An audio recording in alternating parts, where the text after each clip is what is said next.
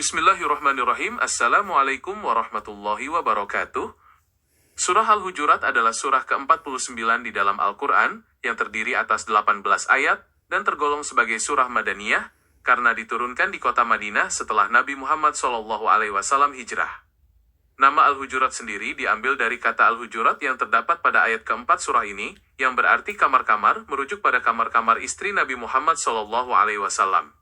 Surah ini memuat berbagai ajaran moral, etika sosial, serta prinsip-prinsip fundamental dalam membangun tatanan masyarakat yang beradab di bawah bimbingan Allah Subhanahu wa Ta'ala. Pokok isi utamanya berkisar pada pendidikan akhlak yang luhur, tata krama berinteraksi dengan Nabi Muhammad SAW, serta adab dalam kehidupan bermasyarakat agar tercipta keharmonisan, persaudaraan, dan kedamaian di antara sesama manusia.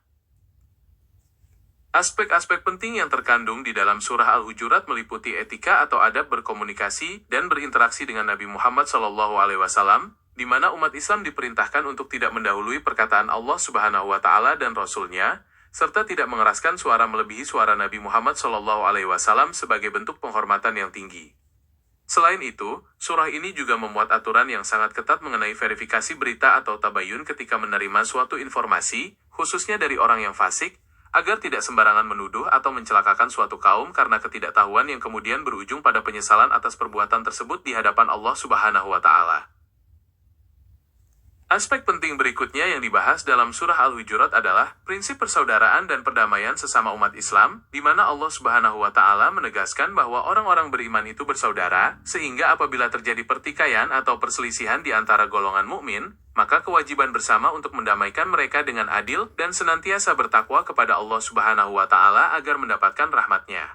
Lebih lanjut, surah ini juga melarang secara tegas berbagai bentuk penyakit sosial yang dapat merusak keharmonisan masyarakat, seperti larangan bagi suatu kaum untuk mengolok-olok kaum yang lain karena boleh jadi yang diolok-olok lebih baik dari mereka, larangan saling mencela, larangan memanggil dengan gelar-gelar yang buruk, serta larangan berburuk sangka, mencari-cari kesalahan orang lain, dan perbuatan gibah atau membicarakan keburukan saudaranya sendiri yang diibaratkan oleh Allah Subhanahu wa Ta'ala bagaikan memakan daging saudaranya yang sudah mati.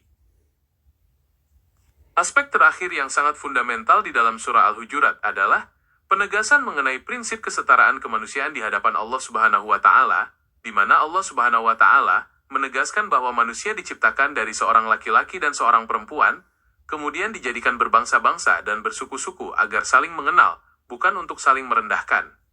Melalui ayat ini, Allah Subhanahu wa Ta'ala menyatakan dengan sangat jelas bahwa kemuliaan seseorang di sisinya sama sekali tidak ditentukan oleh status sosial, kekayaan, keturunan, suku, atau bangsa, melainkan diukur solely berdasarkan tingkat ketakwaan masing-masing individu kepada Allah Subhanahu wa Ta'ala, karena sesungguhnya Allah Subhanahu wa Ta'ala Maha Mengetahui lagi Maha Mengenal.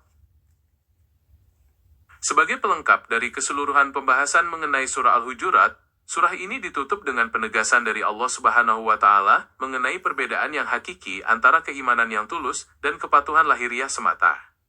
Di dalam ayat-ayat terakhirnya, Allah Subhanahu wa Ta'ala mengingatkan orang-orang Arab Badui yang menyatakan diri telah beriman, padahal iman tersebut belum benar-benar masuk ke dalam hati mereka, sehingga mereka diingatkan untuk senantiasa taat kepada Allah Subhanahu wa Ta'ala dan Rasul-Nya Nabi Muhammad SAW tanpa mengurangi sedikit pun pahala amal perbuatan mereka. Selain itu, Allah Subhanahu wa Ta'ala juga menegaskan bahwa orang-orang mukmin sejati adalah mereka yang beriman kepada Allah Subhanahu wa Ta'ala dan Rasul-Nya Nabi Muhammad SAW, kemudian mereka tidak ragu-ragu dan berjihad dengan harta serta jiwa mereka di jalan Allah Subhanahu wa Ta'ala, di mana merekalah orang-orang yang benar. Sebagai penutup yang agung, Allah Subhanahu wa Ta'ala menegaskan bahwa Dia Maha Mengetahui segala yang gaib di langit dan di bumi, serta Maha melihat apa saja yang diperbuat oleh hamba-hambanya, sehingga tidak ada satupun perbuatan manusia yang luput dari pengawasan Allah Subhanahu wa Ta'ala. Uraian panjang yang telah dipaparkan di atas pada hakikatnya hanyalah sebuah sekelumit mutiara hikmah yang sangat ringkas, karena sesungguhnya samudra kandungan makna serta petunjuk luhur yang tersimpan di dalam surah Al-Hujurat jauh lebih luas dan mendalam daripada apa yang mampu diungkapkan oleh kata-kata manusia. Semoga setiap nilai moral, etika sosial, serta prinsip persaudaraan dan ketakwaan yang diajarkan di dalamnya mampu mencerahkan hati dan menuntun langkah kita untuk senantiasa berjalan di atas ridha Allah Subhanahu wa Ta'ala, serta mendapat syafaat dari Rasul-Nya Nabi Muhammad SAW. Saya ucapkan terima kasih atas perhatiannya. Semoga Allah Subhanahu wa Ta'ala selalu melindungi kita semua dalam kebaikan. Wabillahi taufik wal hidayah. Wassalamualaikum warahmatullahi wabarakatuh.